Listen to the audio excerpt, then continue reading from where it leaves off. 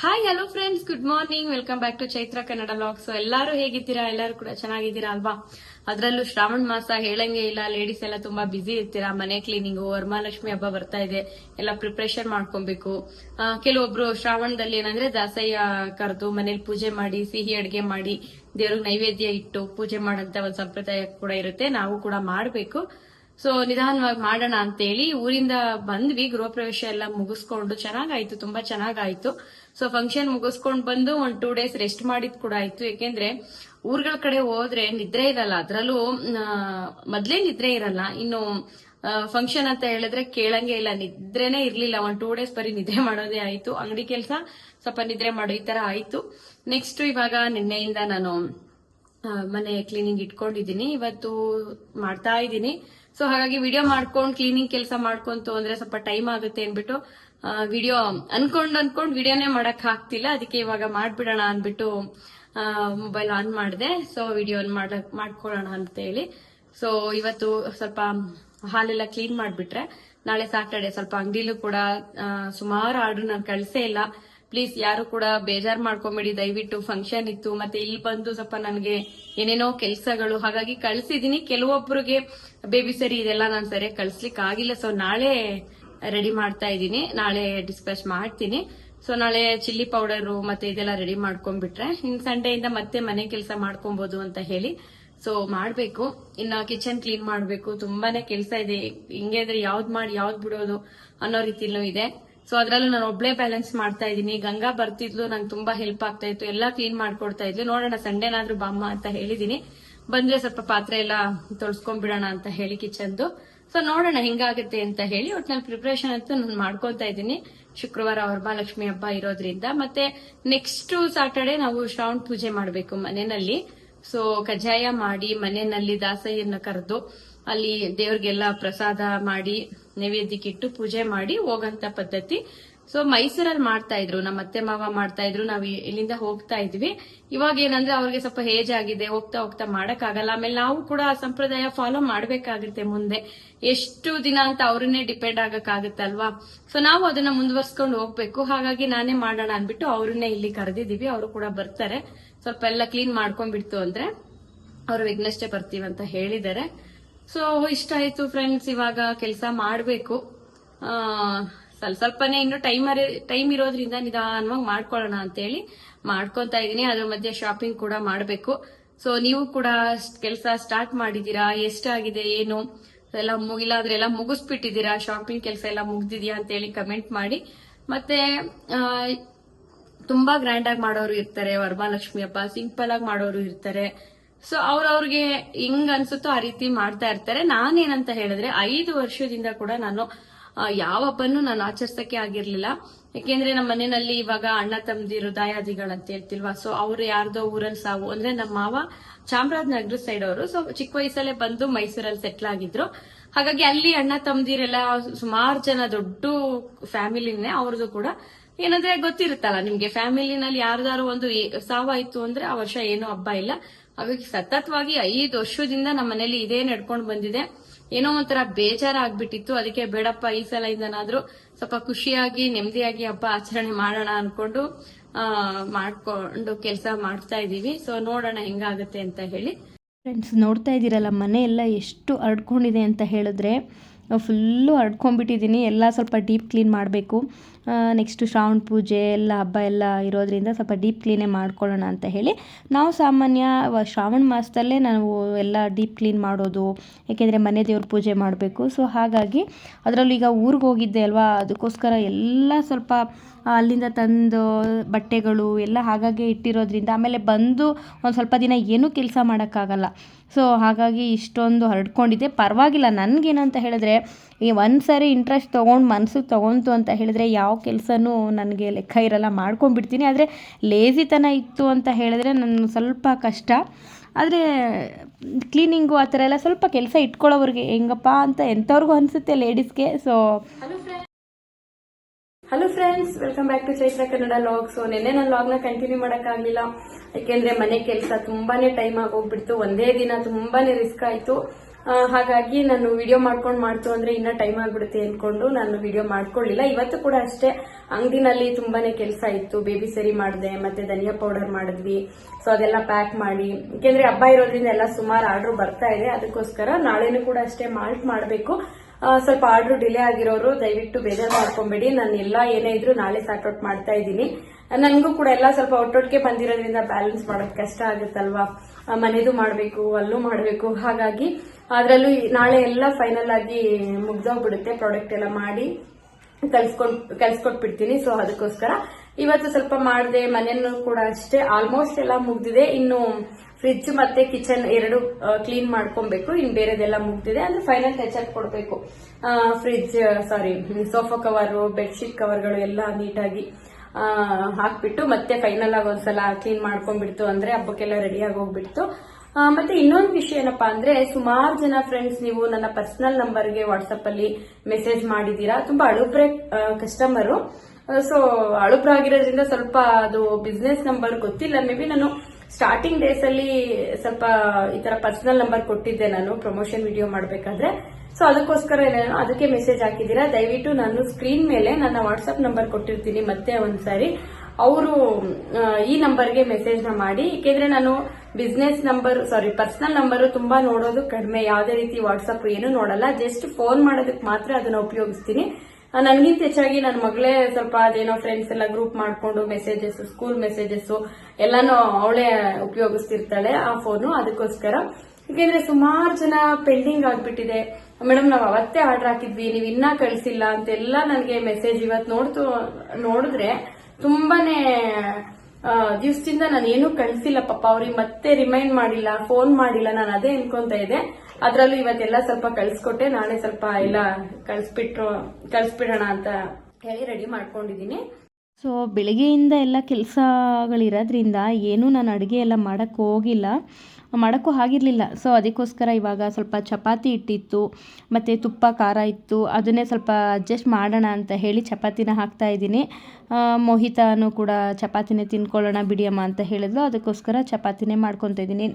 ಎಲ್ಲ ಲೇಡೀಸ್ಗೂ ಅಷ್ಟೇ ಈ ಥರ ಕ್ಲೀನಿಂಗ್ ಅಂತೆಲ್ಲ ಇದ್ದಾಗ ಸ್ವಲ್ಪ ಅಡುಗೆ ಮಾಡೋದಕ್ಕೆ ಸ್ವಲ್ಪ ಇಂಟ್ರೆಸ್ಟ್ ಕಡಿಮೆ ಅಂತಲೇ ಹೇಳ್ಬೋದು. ಏನೋ ಒಂದು ತಿನ್ಕೊಂಬಿಡೋಣ ಅಂತ ಅನಿಸುತ್ತೆ. ಸೊ ಚಪಾತಿ ಒಟ್ಟಿಗೆ ನಾನು ಮಶ್ರೂಮ್ ಬಿರಿಯಾನಿನ ತೊಗೊಂಬಂದಿದ್ರು ನಮ್ಮ ಹಸ್ಬೆಂಡು.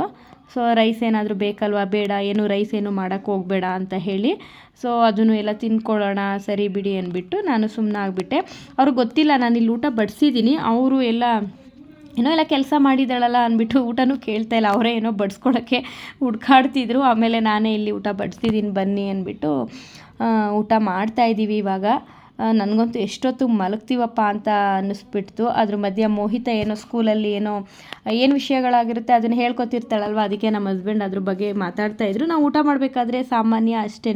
ಸೊ ದಿನದಲ್ಲಿ ಏನಾಗಿತ್ತು, ಏನಾದರೂ ಸ್ಪೆಷಲ್ಲಾಗಿ ಏನಾದ್ರು ಘಟನೆಗಳು ಏನೇ ಇದ್ದರೂ ಕೂಡ ಮಕ್ಕಳು ಶೇರ್ ಮಾಡ್ಕೊತಾರೆ. ಸೊ ನಾವು ಕೂಡ ಆ ಟೈಮ್ನ ನಾವು ಫ್ಯಾಮಿಲಿಗೆ ಅಂತಲೇ ಕೊಡ್ತೀವಿ. ಸೊ ಊಟ ಎಲ್ಲ ಮುಗಿಸ್ಕೊಂಡು ಮತ್ತೆ ಸ್ವಲ್ಪ ನಾಳೆ ಏನೇನು ಕೆಲಸಗಳು ಬ್ಯಾಲೆನ್ಸ್ ಇದೆ, ಏನೇನು ಮಾಡಬೇಕು, ಮತ್ತು ನಾಳೆ ಆರ್ಡ್ರುಗಳು ಏನೇನಿದೆ ಅದೆಲ್ಲನೂ ನಾನು ಕೂಡ ಬರ್ಕೊತಾ ಇದ್ದೆ. ನಾನು ಯಾವಾಗಲೂ ಅಷ್ಟೇ. ಸೊ ರಾತ್ರಿ ಊಟ ಎಲ್ಲ ಮುಗಿಸಿ ಕಿಚನ್ ಎಲ್ಲ ಕ್ಲೀನ್ ಮಾಡಿದ ನಂತರ ನಾನು ಡೈರಿ ಬರೆಯೋ ಅಭ್ಯಾಸ ಇದೆ. ಸೊ ನಮ್ಮ ಹಿಂದೆ ವಿಡಿಯೋಗಳೆಲ್ಲ ನೋಡಿರೋರಿಗೆ ಗೊತ್ತಿರುತ್ತೆ. ಈ ಥರ ಬರೆದು ಇಟ್ಕೊಂಡ್ಬಿಡ್ತು ಅಂತ ಹೇಳಿದ್ರೆ ನಮಗೆ ಒಂದು ಡಿಸಿಪ್ಲಿನ್ ಇರುತ್ತೆ. ಅದು ಒಂಥರ ಎಚ್ಚರಿಸ್ತಾ ಇರುತ್ತೆ ನಮ್ಮ ಮೈಂಡು. ಈ ಕೆಲಸ ಆಗಿಲ್ಲಪ್ಪ, ಇದನ್ನು ಮಾಡಬೇಕು. ಅದು ನೀವು ಇದನ್ನು ಅಭ್ಯಾಸ ಮಾಡ್ಕೊಂಡು ನೋಡಿ. ನಾವು ಮನಸ್ಸಲ್ಲಿ ಇಟ್ಕೊಂಡು ಮಾಡೋದಕ್ಕೂ ಈ ರೀತಿ ಒಂದು ಕಡೆ ನೋಟ್ ಮಾಡಿಟ್ಟು ನಾವು ಕೆಲಸ ಮಾಡೋದಕ್ಕೂ ತುಂಬ ವ್ಯತ್ಯಾಸ ಇರುತ್ತೆ. ಏನೋ ಒಂಥರ ತುಂಬ ಮನಸ್ಸಿಗೆ ಸಮಾಧಾನ ಅನ್ನಿಸ್ತಿರುತ್ತೆ. ಒಂದು ಶಿಸ್ತುಬದ್ಧವಾದ ಕೆಲಸ ನಾವು ಮಾಡ್ತಿದ್ದೀವಿ ಅನ್ನೋ ರೀತಿ ಒಂದು ಫೀಲ್ ಆಗುತ್ತೆ. ಸೊ ಅದನ್ನೆಲ್ಲ ಆರ್ಡ್ರೆಲ್ಲ ಬರೆದುಬಿಟ್ಟು ನಾಳೆ ಏನೇನು ಕೆಲಸ ಎಲ್ಲ ಬರೆದು ಬರೆದು ಇಟ್ಬಿಟ್ಟು ಸ್ವಲ್ಪ ಬುಕ್ಸ್ ಓದ್ತಾ ಇದ್ದೀನಿ. ಬರೀ ಬರೆದು ಇಟ್ಕೊಳ್ಳೋದಲ್ಲ, ಅದನ್ನು ಡೇ ಟು ಡೇ ನಾವು ಇಂಪ್ರೂವ್ ಮಾಡ್ಕೊತಾ ಕೂಡ ಹೋಗಬೇಕಾಗತ್ತೆ. ಇವಾಗ ಒಂದು 70% ಕೆಲಸ ಮಾಡಿರ್ತೀವಿ ಅಂದ್ಕೊಳ್ಳಿ. ಸೊ ಡೇ ಟು ಡೇ ಒಂದು 75, 80, 90, 100% ಈ ರೀತಿ ನಾವು ಇಂಪ್ರೂವ್ ಮಾಡ್ಕೊಬೇಕಾಗತ್ತೆ. ಅದು ನನಗೆ ಪ್ರತಿದಿನ ಅಷ್ಟೇ ನೈಟು ಮಲಗೋಕ್ಕಿಂತ ಮುಂಚೆ ಒಂದು ಎಷ್ಟಾಗುತ್ತೋ ಅಷ್ಟು ಪೇಜು ಒಂದು ಒಳ್ಳೆ ಬುಕ್ಸ್ನ ಓದೋ ಅಭ್ಯಾಸನೂ ಕೂಡ ನಾನು ಇಟ್ಕೊಂಡಿದ್ದೀನಿ. ಈ ಒಂದು ಅಭ್ಯಾಸನ ನೀವು ಮಾಡಿ ನೋಡಿ. ಅದ್ರ ಒಂದು ರಿಸಲ್ಟೇ ಬೇರೆ ಇರುತ್ತೆ. ನಮಗೆ ತುಂಬ ಚೆನ್ನಾಗಿ ಅನಿಸುತ್ತೆ. ಸೊ ಬೆಳಗ್ಗೆ ಎದ್ದಾಗಲೂ ಕೂಡ ಒಳ್ಳೆ ಮೂಡಲ್ಲಿ ನಾವು ಎದ್ದೇಳ್ತೀವಿ. ಎಲ್ಲ ನೆನಪಾಗುತ್ತೆ. ಒಂದು ಸಾರಿ ನಾವು ರಾತ್ರಿ ಅದೆಲ್ಲ ಬರೆದು ಇಟ್ಕೊಂಡಿರ್ತೀವಿ, ಅಲ್ಲಿ ಬುಕ್ಸಲ್ಲಿ ಬರೆಯೋದ್ರ ಜೊತೆಗೆ ನಮ್ಮ ಮೈಂಡಲ್ಲೂ ಕೂಡ ಅದು ನೋಟ್ ಆಗಿರುತ್ತೆ. ಸೊ ಒಂದು ಒಳ್ಳೆ ಮೂಡಲ್ಲಿ ಎದ್ದು ನಾವು ಕೆಲಸನ ಸ್ಟಾರ್ಟ್ ಮಾಡೋದಕ್ಕೆ ಅದು ಹೆಲ್ಪ್ ಆಗುತ್ತೆ. ಬೆಳಗ್ಗೆ ಎಲ್ಲ ಮನೆ ಕೆಲಸ ಎಲ್ಲ ಮುಗಿಸಿ ಫ್ರೆಶ್ ಅಪ್ ಆಗಿ ಪೂಜೆ ಎಲ್ಲ ಮುಗಿಸಿ ಇವಾಗ ತಿಂಡಿ ತಿಂದು ಅಂಗಡಿಗೆ ಹೊರಡಬೇಕು. ಸೊ ಅದಕ್ಕೆ ತಿಂಡಿ ಎಲ್ಲ ಪ್ಲೇಟ್ಗೆ ಬಡಿಸ್ಕೊತಾ ಇದ್ದೀನಿ. ನಾನು ಕ್ಯಾಪ್ಸಿಕಮ್ ರೈಸ್ ಮಾಡಿದ್ದೆ, ಜೊತೆಗೆ ಸಲಾಡ್ ಮಾಡ್ಕೊಂಡಿದ್ದೆ, ಸೀಬೆಕಾಯಿ ಮತ್ತು ದಾಳಿಂಬೆ ಹಾಕಿಬಿಟ್ಟು ಸಲಾಡ್ ಕೂಡ ಮಾಡ್ಕೊಂಡಿದ್ದೆ. ಮೋಹಿತ ಸ್ಕೂಲ್ಗೆ ಹೋದ್ಲು, ಹಸ್ಬೆಂಡ್ ಕೂಡ ಬಾಕ್ಸ್ ಎಲ್ಲ ಕಟ್ಟಿ ಕಳಿಸಿದ್ದಾಯಿತು. ಇವಾಗ ಅಂಗಡಿ ಕೆಲಸ ಮಾಡಬೇಕು, ಮಾಲ್ಟ್ ಮಾಡಬೇಕು, ಎಲ್ಲ ಕೆಲಸಗಳಿದೆ. ಹಾಗಾಗಿ ಇವಾಗ ತಿಂಡಿ ತಿನ್ಕೊಂಬಿಡೋಣ ಅಂದ್ಬಿಟ್ಟು ತಿಂಡಿ ತಿಂದ್ಕೊಂಡು ಇವಾಗ ಹೊರಡ್ತಾ ಇದ್ದೀನಿ. ನೆನ್ನೆ ಕೂಡ ಮಾಡಿದ್ದೆ, ಬೇಬಿ ಸರಿ ಧನಿಯಾ ಎಲ್ಲ ಮಾಡಿದ್ದೆ. ಇವತ್ತು ಮಾಲ್ಟ್ ಮಾಡಬೇಕು. ಸೊ ಅದು ಸ್ವಲ್ಪ ಟೈಮ್ ತೊಗೊಳುತ್ತೆ, ಅದಕ್ಕೋಸ್ಕರ ರೈಸ್ ಮಾಡಿಕೊಂಡೆ. ಅದು ಕೂಡ ಮಧ್ಯಾಹ್ನಕ್ಕೆ ಆಗುತ್ತೆ ಅಂದ್ಬಿಟ್ಟು ಬಾಕ್ಸಿಗೆ ತೊಗೊಂಡು ಹೋಗಿದ್ದೆ. ಮತ್ತು ಸಾಂಬಾರು ಕೂಡ ಮಾಡಿಟ್ಬಿಟ್ಟಿದ್ದೀನಿ. ಬಂದು ಕೆಲಸ ಸಾಂಬಾರು ಮಾಡೋಕ್ಕಾಗಲ್ಲ ಅಲ್ವಾ. ಸೊ ಅದಕ್ಕೋಸ್ಕರ ನಾನು ಅಂಗಡೀಲಿ ಏನಾದರೂ ಈ ಥರ ಇತ್ತು ಅಂತ ಹೇಳಿದ್ರೆ ಬೆಳಗ್ಗೆನೇ ಎಲ್ಲ ಪ್ಲ್ಯಾನ್ ಮಾಡಿ ರಾತ್ರಿ ಊಟಕ್ಕೂ ರೆಡಿ ಮಾಡಿ ಇಟ್ಟು ಹೊರ್ಟೋಗ್ತೀನಿ. ಅಂದರೆ ಒಬ್ಬರು ನನ್ನ ಫ್ರೆಂಡ್ ಇದ್ದಾರೆ. ಸೊ ಅವರು ನಾನು ಇಬ್ಬರು ಸೇರಿ ಮಾಡೋದು. ಅದ್ರ ಜೊತೆಗೆ ಒಬ್ಬರು ಹೆಲ್ಪರ್ ಕೂಡ ಇದ್ದಾರೆ. ಇವತ್ತು ನಾವೇ ಮಾಡಿಕೊಂಡ್ವಿ ಮಾಲ್ಟ್ ಮಾಡೋಣ ಅಂತ ಹೇಳಿ. ಸೊ ಎಲ್ಲ ಫ್ರೈ ಮಾಡಿ ಹುರಿದು, ಎರಡೂ ಒಂದೇ. ಸೊ ಎಲ್ಲನೂ ಕೂಡ ಹುರಿದು ಇವಾಗ ಟ್ರೇನಲ್ಲಿ ಹಾಕ್ಕೊಂಡಿದ್ದೀವಿ. ಸ್ವಲ್ಪ ಬಿಸಿ ಎಲ್ಲ ಹಾರಬೇಕು, ಆವಾಗ ಚೆನ್ನಾಗಿ ಪೌಡ್ರ್ ಆಗುತ್ತೆ ಅಂತ ಹೇಳಿ. ಏನಂದರೆ ಫ್ರೆಂಡ್ಸ್, ಈ ರೀತಿ ನಾವು ನೀಟಾಗಿ ಒಂದು ಹದವಾಗಿ ಹುರಿದು ಫ್ರೈ ಮಾಡೋದ್ರಿಂದ ನಿಮಗೆ ಒಂದು ಪೌಡ್ರು ಒಳ್ಳೆ ಫ್ಲೇವರ್ ಬರುತ್ತೆ. ನೀವು ನೋಡ್ತಾ ಇದ್ದೀರಾ ಅಲ್ವಾ. ಸೊ ಒಂದು ಇಂಗ್ರೀಡಿಯೆಂಟ್ಸು ಕೂಡ ಮಿಸ್ ಮಾಡದೆ, ಏನು ನಾವು 35+ ಮಲ್ಟಿಗ್ರೇನ್ ಅಂತ ಹೆಸರಿಟ್ಟಿದ್ದೀವೋ ಅಷ್ಟನ್ನು ಕೂಡ ಹಾಕಿ, ಒಂದು ಕಾಳು ಆ ಕಡೆ ಈ ಕಡೆ ಹೋಗದೇ ಇರೋ ರೀತಿ ನಾವು ಮಾಡ್ಕೊಂಡು ಬಂದಿದ್ದೀವಿ. ಹಾಗಾಗಿ ಇದು ಒಂದು ಒಳ್ಳೆ ಫೀಡ್ಬ್ಯಾಕ್ ಇದೆ. ಟೇಸ್ಟು ಕೂಡ ತುಂಬ ಚೆನ್ನಾಗಿದೆ ಅಂತ ನೀವು ಒಂದು ಒಳ್ಳೊಳ್ಳೆ ಫೀಡ್ಬ್ಯಾಕ್ ಕಳಿಸ್ತಿದ್ದೀರಾ. ಅದು ತುಂಬ ನಮಗೆ ಖುಷಿ ಅನಿಸುತ್ತೆ. ಅದಕ್ಕೋಸ್ಕರ ಒಂದು ಶ್ರದ್ಧೆ ಇಟ್ಟು ಒಂದು ಭಕ್ತಿಯಿಂದ ಈ ಕೆಲಸನ ನಾನು ಮಾಡ್ತಾಯಿದ್ದೀನಿ. ಸೊ ನೀವು ಕೂಡ ಸಪೋರ್ಟ್ ಮಾಡಿ ಅಂತ ಒಂದು ವಿಡಿಯೋ ಮೂಲಕ ನಾನು ರಿಕ್ವೆಸ್ಟ್ ಮಾಡ್ಕೊತೀನಿ.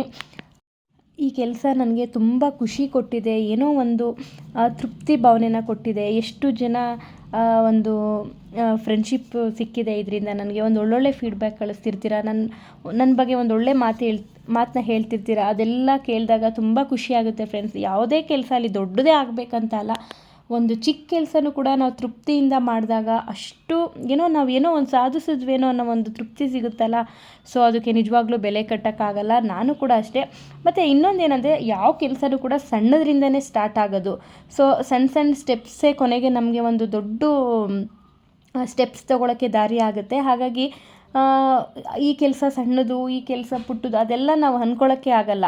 ಯಾವ ಕೆಲಸನೂ ಚಿಕ್ಕದು ದೊಡ್ಡದು ಅಂತ ಅಲ್ಲ, ನಾವು ಎಷ್ಟರ ಮಟ್ಟಿಗೆ ಅದನ್ನು ಒಂದು ಇಷ್ಟಪಟ್ಟು ಮಾಡ್ತಿದ್ದೀವಿ, ಅದರಿಂದ ಏನು ಒಂದು ರಿಸಲ್ಟ್ ಸಿಗ್ತಿದೆ ಅದು ಮುಖ್ಯ ಆಗುತ್ತೆ. ಸಾವಿರಾರು ಜನನೇ ನಮಗೆ ತೊಗೊಬೇಕು, ಸಾವಿರಾರು ಜನನೇ ಒಳ್ಳೆ ಫೀಡ್ಬ್ಯಾಕ್ ಕಳಿಸ್ಬೇಕಂತ ಅಲ್ಲ. 100 ಜನ ತೊಗೊಂಡು ಅದರಲ್ಲಿ ಒಂದು 95 ಜನ ಒಂದು ಒಳ್ಳೆ ಒಂದು ಮಾತನ್ನು ಹೇಳೋದಿದೆಯಲ್ಲ. ಸೊ ಅದು ಕೂಡ ನಮಗೆ ಆ ಒಂದು 1000 ಜನ ಏನು ತೊಗೊತಾರೆ ಅಷ್ಟೇ ಒಂದು ಇದಕ್ಕೆ ಈಕ್ವಲ್ ಆಗಿರುತ್ತೆ ಅಂತಲೇ ಹೇಳ್ತೀನಿ. ನಾನು ಅಷ್ಟೇ ತುಂಬ ಕಷ್ಟಪಟ್ಟು, ಶ್ರಮಪಟ್ಟು, ಶ್ರದ್ಧೆ ಇಟ್ಟು, ಏನೋ ನನ್ನ ಮನಸ್ಸಿಗೆ ಬಂತಿದ್ದೀನಿ. ಯಾರೇನು ನಮ್ಮ ಹಸ್ಬೆಂಡ್ ಕೂಡ ಅಷ್ಟೇ, ನೀನು ಮಾಡಲೇಬೇಕಂತೆಲ್ಲ ಏನೂ ಇಲ್ಲ. ಸೊ ನೀನು ರಿಸ್ಕ್ ತೊಗೊಬೇಡ, ನೀನು ಮಾಡ್ತೀಯ ಅನ್ನೋದು ನನಗೆ ಗೊತ್ತು ಅಂತ ಹೇಳಿ ಅವರು ಕೂಡ ಸಪೋರ್ಟ್ ಮಾಡಿದ್ದಾರೆ. ಅದನ್ನು ಕೂಡ ಖುಷಿನೇ. ಯಾವುದೇ ಆದರೂ ಅಷ್ಟೇ, ಯಾರೋ ಹೇಳಿ ಬರೋದಲ್ಲ, ನಮ್ಮ ಮನಸ್ಸಿಗೆ ಬರಬೇಕು. ಅದರಲ್ಲೂ ತುಂಬ ಖುಷಿ ಅನಿಸುತ್ತೆ ಫ್ರೆಂಡ್ಸ್. ನಾನಂತೂ ಆ ಕೆಲಸ ಈ ಕೆಲಸ ಅಂದ್ಕೊಳ್ಳಲ್ಲ. ನಾನು ಕಸ ಗುಡಿಸೋದಾಗಿರ್ಬೋದು, ಅಂಗಡಿ ಕ್ಲೀನ್ ಮಾಡೋದಾಗಿರ್ಬೋದು, ಯಾವ ಹೆಲ್ಪರ್ನೂ ನಾನು ಡಿಪೆಂಡ್ ಆಗಲ್ಲ. ಇದು ನನ್ನ ಕೆಲಸ, ನಾನು ಇಷ್ಟಪಟ್ಟು ನಾನು ಶ್ರದ್ಧೆ ಇಟ್ಟು ಮಾಡ್ತಾಯಿದ್ದೀನಿ ಅನ್ನೋ ಒಂದು ಖುಷಿಯಿಂದನೇ ನಾನು ಕೆಲಸ ಮಾಡ್ತೀನಿ.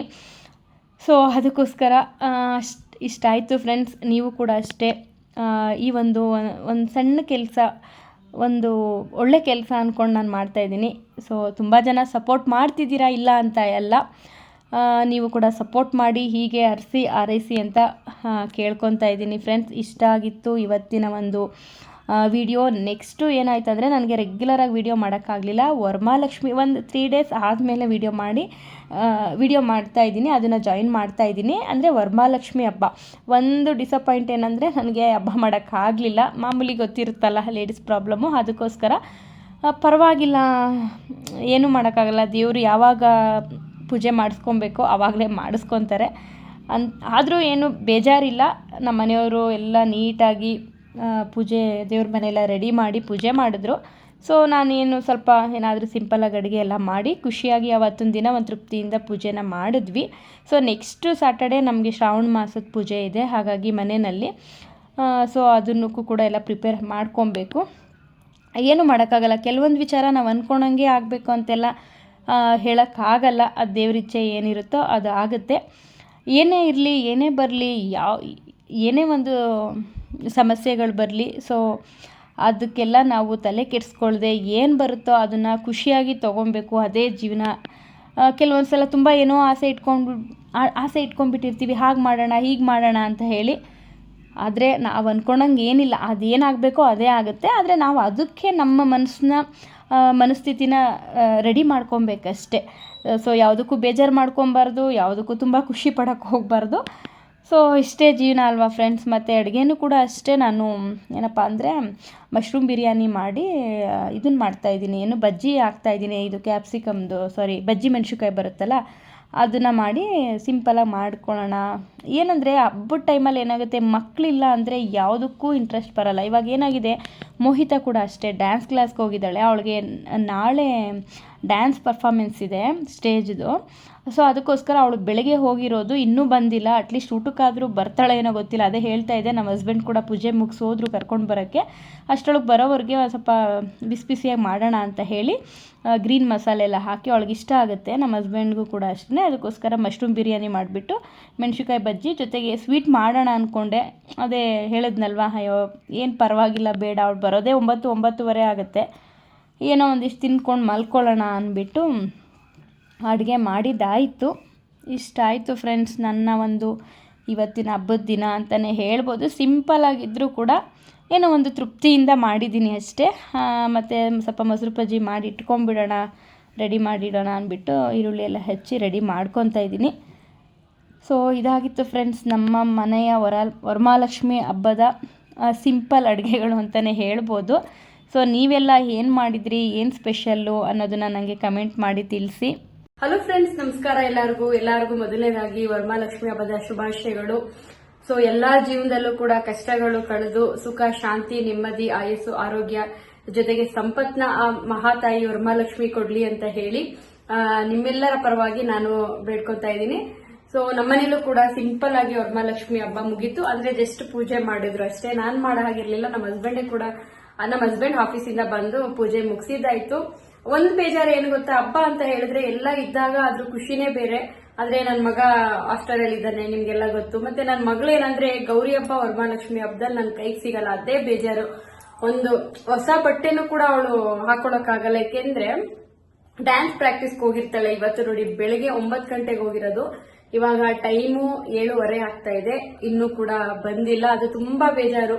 ಹೊಸ ಬಟ್ಟೆ ಹಾಕೊಂಡು ಕಾಲ್ಗೆಜ್ಜೆ ಹಾಕೊಂಡು ಮನೆ ತುಂಬಾ ಓಡಾಡಿದ್ರೆ ಹೆಣ್ಮಕ್ಳು ಅದು ತುಂಬಾ ಖುಷಿ ಅನ್ಸುತ್ತೆ ಹಬ್ಬಗಳಲ್ಲಿ. ಆದ್ರೆ ನನ್ಗೆ ಒಂದು ಬೇಜಾರು ಆಗುತ್ತೆ, ಆದ್ರೆ ಏನು ಮಾಡಕ್ಕಾಗಲ್ಲ. ನಾಳೆ ಅವಳದು ಸ್ಟೇಜ್ ಪರ್ಫಾರ್ಮೆನ್ಸ್ ಇದೆ, ಸೊ ಅದಕ್ಕೋಸ್ಕರ ಫುಲ್ಲು ಪ್ರಾಕ್ಟೀಸು.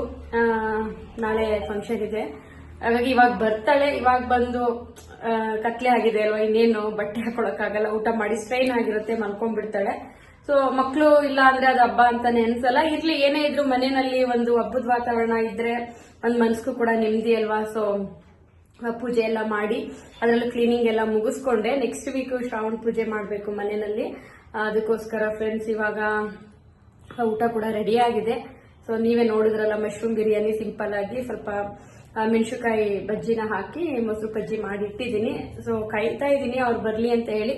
ಬಂದ ಕೂಡಲೇ ಹೊಟ್ಟೆ ಅಂತೂ ತುಂಬಾ ಹಸಿವಾಗ್ತಾ ಇದೆ. ಇವತ್ತು ಕೂಡ ಅಷ್ಟೇ, ನಾನು ಬೆಳಗ್ಗೆಯಿಂದ ಸ್ವಲ್ಪ ಕ್ಲೀನಿಂಗೇ ಇತ್ತು. ಲಾಸ್ಟ್ 2 days ಏನು ಮಾಡ್ಕೊಳಕ್ ಆಗ್ಲಿಲ್ಲ, ಹಾಗಾಗಿ ಇವತ್ತೆಲ್ಲ ಮುಗಿಸ್ಕೊಂಡು ಸಂಜೆ ನೆಮ್ಮದಿಯಾಗಿ ಪೂಜೆ ಮಾಡಿದ್ವಿ. ಸೊ ಏನು ಮಾಡಕ್ಕಾಗಲ್ಲ, ಸಮಯ ಹೆಂಗೆ ಬರುತ್ತೋ ಅದೇ ರೀತಿ ನಾವು ಮಾಡ್ಬೇಕಾಗುತ್ತೆ. ಅಂದ್ರೂ ಕೂಡ ಒಂದು ಮನೆಯಲ್ಲಿ ಒಂದು ಪೂಜೆ ಅಂತ ಮಾಡಿದ್ರೆ ಒಂದ್ ಮನಸ್ಸಿಗೆ ನೆಮ್ಮದಿ. ನೋಡೋಣ, ನೆಕ್ಸ್ಟ್ ವೀಕ್ ಅನ್ಕೊಂಡಿದೀನಿ, ಹೆಂಗಾಗುತ್ತೋ ಗೊತ್ತಿಲ್ಲ. ಯಾಕೆಂದ್ರೆ ಅದ್ರ ಮಾಣೆ ಶ್ರಾವಣ ಪೂಜೆ ಇದೆ, ದಾಸಯ್ಯ ಅವ್ರನ್ನ ಕರೆದು ಮನೆಯಲ್ಲಿ ಪೂಜೆ ಮಾಡ್ಬೇಕು. ಸೊ ಹಂಗಾಗಿ ಅದೇನಾಗುತ್ತೋ ಗೊತ್ತಿಲ್ಲ, ನಮ್ಮ ಅತ್ತೆನ ಕೇಳಬೇಕು. ಇಷ್ಟ ಆಯ್ತು ಫ್ರೆಂಡ್ಸ್. ಇವಾಗ ಮೋಹಿತ ಬಂದ್ರೆ ಊಟ ಮಾಡಿ ಬೇಗ ಮಲ್ಕೊಬೇಕು. ತುಂಬಾ ಟಯರ್ಡ್ ಆಗಿದೆ, ಕೆಲಸಗಳೆಲ್ಲ ಕಂಟಿನ್ಯೂಸ್ ಆಗಿ 3-4 days ಇಂದ. ಸೊ ಇಷ್ಟ ಹೇಳ್ತಾ ಇವತ್ತಿನ ಲಾಗ್ನ ಇಲ್ಲಿಗೆ ಹೆಣ್ ಮಾಡ್ತಾ ಇದೀನಿ. ಮತ್ತೊಮ್ಮೆ ಎಲ್ಲರಿಗೂ ಕೂಡ ವರಮಹಾಲಕ್ಷ್ಮಿ ಹಬ್ಬದ ಶುಭಾಶಯಗಳು. ನೆಕ್ಸ್ಟ್ ವರಮಹಾಲಕ್ಷ್ಮಿ ಹಬ್ಬದ ತನಕ ಎಲ್ಲರ ಜೀವನದಲ್ಲಿ ಒಂದು ಒಳ್ಳೆ ಬೆಳವಣಿಗೆ ಬರ್ಲಿ, ಏನೇ ಸಾಲಗಳು ನೀವೇನೇನ್ ಮನ್ಸಲ್ಲಿ ಅನ್ಕೊಂಡಿರ್ತೀರೋ ಅದೆಲ್ಲ ನೆರವೇರ್ಲಿ ಅಂತ ಕೂಡ ನಾನು ಹೇಳ್ತಾ ಇವತ್ತಿನ ಲಾಗ್ನ ಹೆಣ್ ಮಾಡ್ತಾ ಇದೀನಿ. ಪ್ಲೀಸ್ ಇನ್ನೂ ಯಾರು ನನ್ನ ಚಾನೆಲ್ ನ ಸಬ್ಸ್ಕ್ರೈಬ್ ಮಾಡದೆ ನೋಡ್ತಿದ್ರೆ ಪ್ಲೀಸ್ ಸಬ್ಸ್ಕ್ರೈಬ್ ಮಾಡಿ, ಶೇರ್ ಮಾಡಿ, ಲೈಕ್ ಮಾಡಿ, ಕಮೆಂಟ್ ಮಾಡಿ ಅಂತ ಹೇಳ್ತಾ ಲಾಗ್ನ ಎಂಡ್ ಮಾಡ್ತಾ ಇದೀನಿ. Thank you so much. Bye, good night.